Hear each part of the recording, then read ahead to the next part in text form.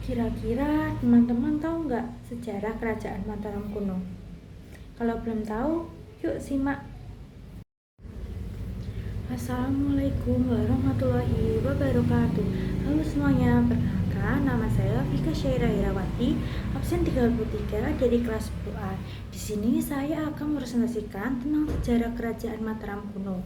Sebelum saya mulai, berikut adalah yang akan saya presentasikan pada video kali ini. Yang pertama adalah latar belakang kerajaan Mataram kuno, masa kejayaan, fase kemunduran, peninggalan-peninggalan, dan daftar pustaka. Yang pertama adalah latar belakang kerajaan Mataram kuno. Kerajaan Mataram kuno merupakan kerajaan Hindu-Buddha yang berdiri sekitar abad ke-8 hingga ke-11 di wilayah Jawa Tengah, khususnya sekitar Yogyakarta. Kerajaan ini dipengaruhi oleh masuknya budaya dan agama Hindu-Buddha dari India serta didukung oleh kondisi alam yang subur. Berdasarkan prasasti Canggal 732 Masehi, kerajaan ini didirikan oleh Sanjaya. Dalam perkembangannya, Mataram kuno diperintah oleh 3 dinasti, yaitu yang pertama ada dinasti Sanjaya beragama Hindu, yang kedua dinasti Sailendra beragama Buddha, dan yang ketiga yaitu dinasti Isyana. Pada masa Rakai Panangkaran terjadi pembagian kekuasaan menjadi dua, yaitu Sanjaya di Jawa Tengah bagian utara dan Sailendra di bagian selatan. Pada masa Sailendra, kerajaan mencapai kejayaan yang ditandai dengan pembangunan Candi Borobudur pada masa Samaratungga. Kedua dinasti kemudian bersatu kembali melalui pernikahan Rakai Pikatan dan Pramodawardhani. Selanjutnya, pada masa dinasti Isyana, pusat kerajaan dipindahkan ke Jawa Timur oleh Empu Sindoro sekitar tahun 929 Masehi. Perpindahan ini dipengaruhi oleh beberapa faktor, seperti bencana alam, letusan Gunung Merapi, konflik kekuasaan, serangan Sriwijaya, serta faktor ekonomi. Selain itu, kerajaan Mataram kuno juga memiliki peran penting dalam perkembangan kebudayaan di Indonesia, terutama dalam bidang seni bangunan, sastra, dan agama. Berbagai peninggalan seperti candi, prasasti, serta karya sastra menunjukkan tingginya peradaban masyarakat pada masa itu. Hal ini menjadikan Mataram kuno sebagai salah satu kerajaan besar yang berpengaruh dalam sejarah Indonesia. Selanjutnya ada raja-raja yang pernah memerintah di kerajaan Mataram kuno, yaitu ada Rakai Mataram Sang Ratu Sanjaya, Sri Maharaja Rakai Panangkaran, Sri Maharaja Rakai Panunggalan, Sri Maharaja Rakai Warak, Sri Maharaja Rakai Garung, Sri Maharaja Rakai Pikatan, Sri Maharaja Rakai Kayuwangi, Sri Maharaja Rakai Watu Malang, Sri Maharaja Rakai Watu Karadia Belitung, Daksa, Rakai Diah Tulodong, Rakai Sumba Diah Wawa, Empu Sendok, Sri Lokapala, dan Ratu Sri Isana Tungga Wijaya, Makuta Wangsawardhana, Dharma Wangsa Teguh. Selanjutnya ada masa kejayaan kerajaan Mataram kuno. Masa kejayaan Mataram kuno berlangsung pada abad ke-8 hingga abad ke-10 Masehi, ketika kerajaan mencapai puncak kemajuan dalam bidang politik, ekonomi, dan kebudayaan. Pada masa ini, Mataram kuno diperintah oleh Wangsa Sanjaya beragama Hindu dan Wangsa Sailendra beragama Buddha yang mampu menciptakan stabilitas dan kemakmuran masyarakat. Kejayaan Mataram kuno ditandai dengan luasnya wilayah kekuasaan. Pada masa pemerintahan raja seperti Diah Belitung, wilayah Mataram kuno meluas hingga Jawa Timur, bahkan diperkirakan mencapai Bali. Masa kejayaan di bidang ekonomi. Dalam bidang ekonomi, Mataram kuno memiliki kemajuan pesat yang didukung oleh sektor pertanian. Tanah yang subur akibat aktivitas gunung berapi membuat hasil pertanian sangat melimpah, terutama padi. Hal ini menjadikan masyarakat hidup sejahtera dan kebutuhan pangan terpenuhi.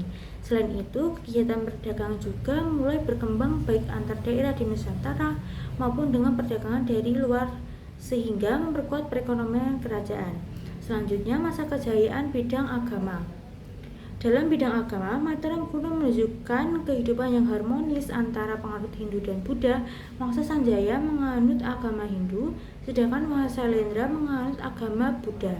Meskipun berbeda, keduanya dapat hidup berdampingan dengan damai dan saling menghormati. Hal ini mencerminkan adanya toleransi beragama yang tinggi dalam kehidupan masyarakat saat itu. Masa kejayaan di bidang budaya. Kejayaan dalam bidang kebudayaan terlihat dari berkembangnya seni, arsitektur, dan teknologi bangunan. Hal ini dibuktikan dengan pembangunan candi-candi megah seperti Candi Borobudur dan Candi Prambanan. Selain itu, tempat ibadah candi-candi tersebut juga menunjukkan tingginya kemampuan masyarakat dalam bidang seni ukir, perencanaan bangunan, serta pengetahuan teknik pada masa itu. Masa kejayaan di bidang sastra. Dalam bidang sastra dan ilmu pengetahuan, Mataram kuno juga mengalami perkembangan yang pesat. Pada masa pemerintahan Dharmawangsa Teguh dilakukan penerjemah kitab Mahabharata ke dalam bahasa Jawa kuno. Kegiatan ini menunjukkan bahwa masyarakat pada masa itu sudah memiliki tingkat intelektual yang tinggi serta perhatian besar terhadap pengembangan budaya dan ilmu pengetahuan. Selanjutnya yang terakhir ada masa kejayaan di bidang politik. Pada masa kejayaan abad ke-8 hingga ke-10 Masehi, Kerajaan Mataram kuno memiliki sistem pemerintahan yang kuat dan stabil. Kerajaan ini diperintah oleh Wangsa Sanjaya dan Wangsa Sailendra yang mampu menjaga keamanan serta ketertiban masyarakat. Wilayah kekuasaan Mataram kuno juga semakin luas, mencakup hampir seluruh Jawa Tengah hingga ke Jawa Timur, bahkan memiliki hubungan dengan wilayah luar seperti Bali. Kekuatan politik ini membuat kerajaan mampu bertahan dan berkembang dalam waktu yang cukup lama.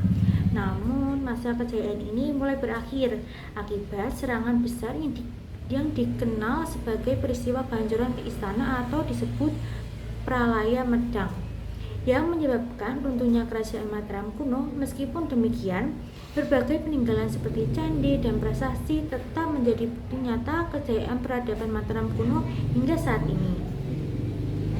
Selanjutnya ada fase kemunduran kerajaan Mataram kuno.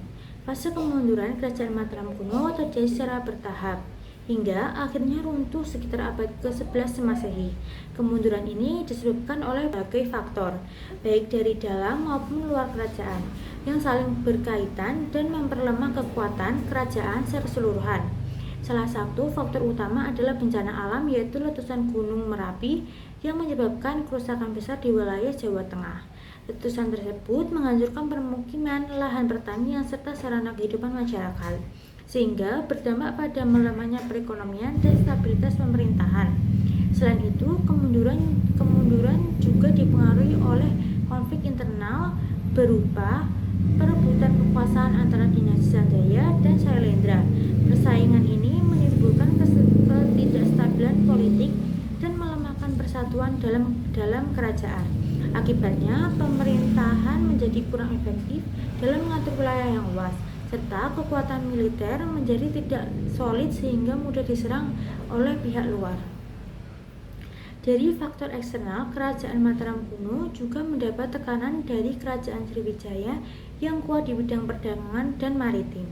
Persaingan ini memperburuk keadaan, apalagi saat Sriwijaya melakukan serangan yang melemahkan pertahanan dan mengganggu perdagangan Mataram.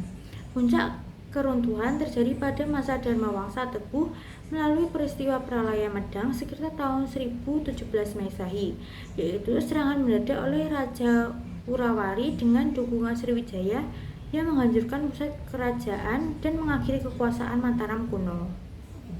Peninggalan prasasti kerajaan Mataram kuno atau Medang. Yang pertama ada prasasti Kalasan. Prasasti Kalasan merupakan peninggalan Wangsa Sanjaya di tahun 778 Masehi. Ini ditemukan di Desa Kalasan, Yogyakarta, ditulis dalam huruf Panagari dan bahasa Sanskerta.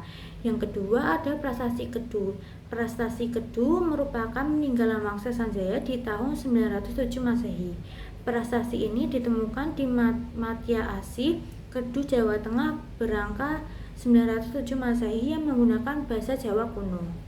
Yang ketiga ada prasasti Ratu Boko. Prasasti Ratu Boko merupakan prasasti yang berisi tentang kekalahan Balaputra Dewa dalam peperangan dengan saudaranya sendiri yaitu Pramodawardhani.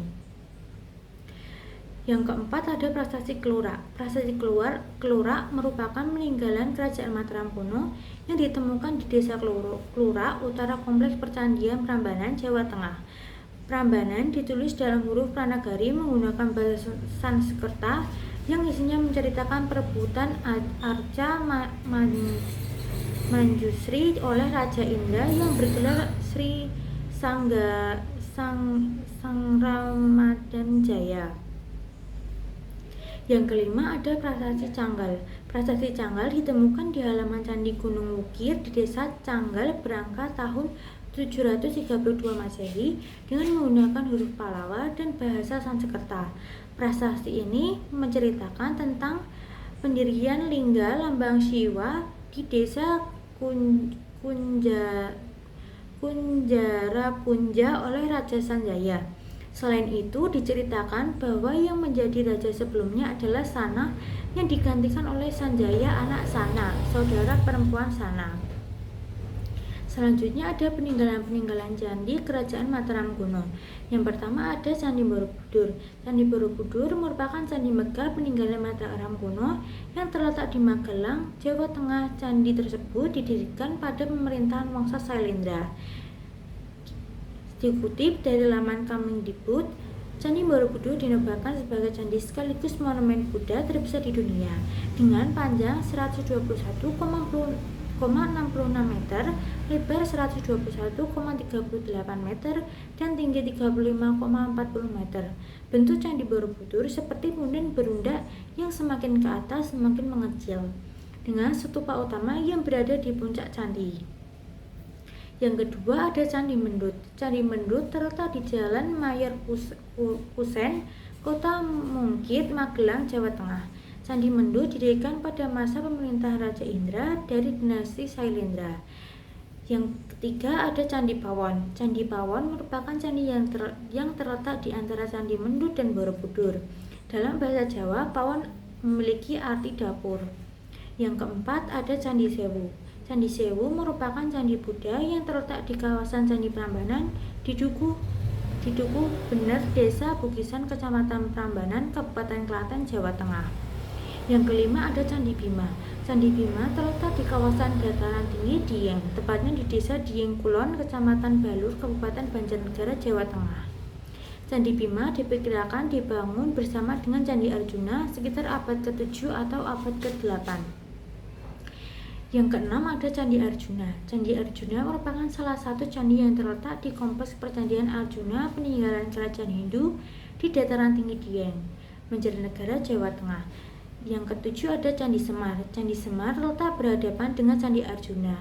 Candi tersebut berbentuk segi empat yang membunjur ke arah utara selatan.